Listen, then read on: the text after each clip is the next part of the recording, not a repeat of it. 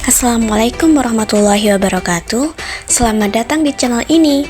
Pada kali ini, kita akan mempelajari salah satu materi penting dalam pendidikan agama Islam kelas 11, yaitu peradaban Islam pada masa modern. Kita akan membahas kondisi dunia Islam pada abad ke-18 hingga sekarang, tokoh-tokoh pembaharu besar, pengaruhnya bagi Indonesia, hingga hikmah yang dapat kita ambil. Mari kita mulai. Kondisi Islam pada masa modern. Memasuki abad ke-18 dan ke-19, dunia Islam berada dalam masa kemunduran besar. Kerajaan-kerajaan Islam yang dahulu berjaya seperti Safawi di Persia, Mughal di India, dan Utsmani atau Ottoman di Turki satu persatu melemah. Di berbagai wilayah, dunia Islam mengalami kemunduran politik, ekonomi, dan teknologi.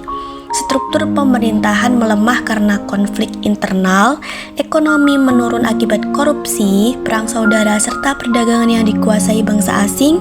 Teknologi dan ilmu pengetahuan hampir tidak berkembang.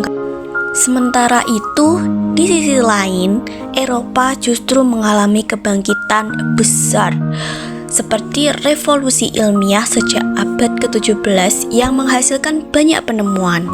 Tahun 1769, James Watt menemukan mesin uap yang kemudian memicu revolusi industri.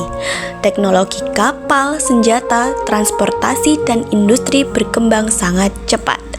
Inilah yang membuat jurang kemajuan antara Eropa dan dunia Islam semakin lebar. Eropa maju, Islam mundur. Pada abad ke-19, kondisi ini membuat banyak wilayah Islam mudah dikuasai dan dijajah oleh bangsa Barat. Situasi inilah yang kemudian mendorong lahirnya gerakan pembaharuan Islam. Muncul tokoh-tokoh Muslim yang berusaha mencari solusi untuk membangkitkan kembali dunia Islam. Mari kita bahas satu persatu. Muhammad Ali Pasha tahun 1769 sampai 1849 Masehi. Beliau merupakan pemimpin Mesir yang dianggap sebagai bapak pembaruan Mesir modern. Ia membangun sekolah militer, pabrik senjata, membangun angkatan laut modern, dan mendatangkan ilmuwan Eropa untuk transfer teknologi. Ia percaya bahwa umat Islam harus mempelajari sains modern untuk bangkit.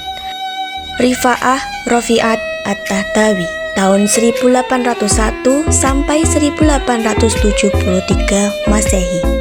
Beliau merupakan seorang ulama, penulis, dan penerjemah yang dikirim belajar ke Paris. Ia memperkenalkan konsep pendidikan modern, sekolah umum, dan pentingnya ilmu pengetahuan. At-Tahtawi menulis banyak buku tentang kemajuan Barat untuk dijadikan pelajaran dalam dunia Islam. Jamaluddin Al-Afghani tahun 1838 sampai 1897 Masehi.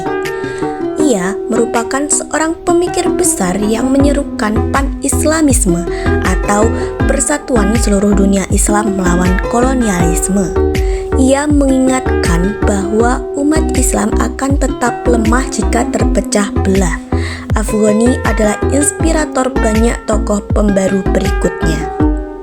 Muhammad Abduh tahun 1849 sampai 1905 Masehi. Beliau merupakan murid dari Al-Afghani. Ia menekankan pentingnya menggunakan akal, ijtihad, dan pendidikan modern. Abduh mereformasi Al-Azhar, memperbarui kurikulum, serta mendorong umat Islam untuk memahami agama secara rasional dan kontekstual.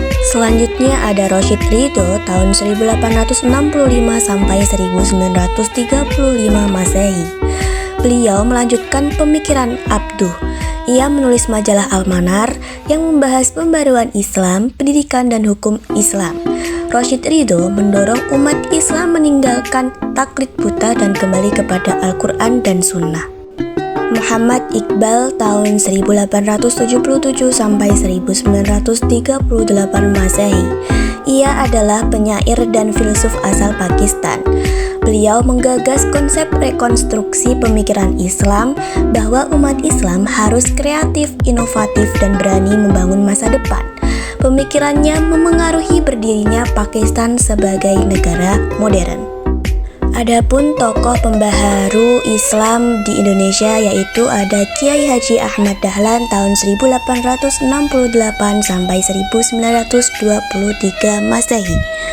Beliau merupakan tokoh pembaharu di Indonesia, pendiri Muhammadiyah yang menekankan pendidikan modern, sekolah formal, ilmu pengetahuan, serta pemberdayaan sosial.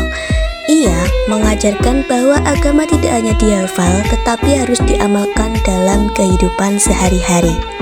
Yang terakhir ada Kiai Haji Hasyim Asy'ari tahun 1871 sampai 1947 Masehi. Beliau adalah pendiri Nahdlatul Ulama atau NU. Ia menekankan pendidikan pesantren, akhlak, tradisi keilmuan, serta semangat cinta tanah air. Kiai Haji Hasyim Asy'ari berperan dalam perlawanan terhadap kolonialisme dengan resolusi jihad yang terkenal. Gerakan pembaruan Islam memberikan dampak besar bagi umat Islam di Indonesia. Adapun pengaruh pentingnya antara lain lahirnya organisasi modern Muhammadiyah, NU, Persis, dan Sarekat Islam. Pembaruan sistem pendidikan seperti sekolah bercorak modern dan madrasah, penguatan semangat anti penjajahan melalui dakwah dan organisasi Islam, kesadaran pentingnya ilmu pengetahuan dan teknologi dalam kehidupan umat, gerakan sosial keumatan seperti panti asuhan, rumah sakit, dan lembaga pendidikan. Perkembangan ini menjadi pondasi bagi umat Islam Indonesia hingga saat ini. Dari pembelajaran ini ada beberapa hikmah yang bisa kita ambil, di antaranya kita belajar bahwa kemunduran dapat terjadi jika umat Islam meninggalkan ilmu pengetahuan, persatuan, dan nilai-nilai agama. Kita memahami pentingnya pembaruan, kreativitas, dan keterbukaan terhadap sains modern. Kita mendapat inspirasi dari para pembaru yang menunjukkan bahwa perubahan besar dimulai dari keberanian berpikir. Kita mengetahui bahwa Islam sangat relevan dengan kemajuan, bukan penghambat kemajuan. Yang terakhir, kita terdorong untuk menjadi generasi yang unggul, berilmu, dan berakhlak. Demikian pembahasan mengenai peradaban Islam pada masa modern. Melalui perjuangan tokoh-tokoh besar ini, kita belajar bahwa Islam adalah agama yang mendorong kemajuan ilmu dan kebaikan bagi seluruh umat. Semoga materi ini bermanfaat dan menambah wawasan kita semua ya. Jangan lupa like, share, dan subscribe agar semakin banyak yang mendapatkan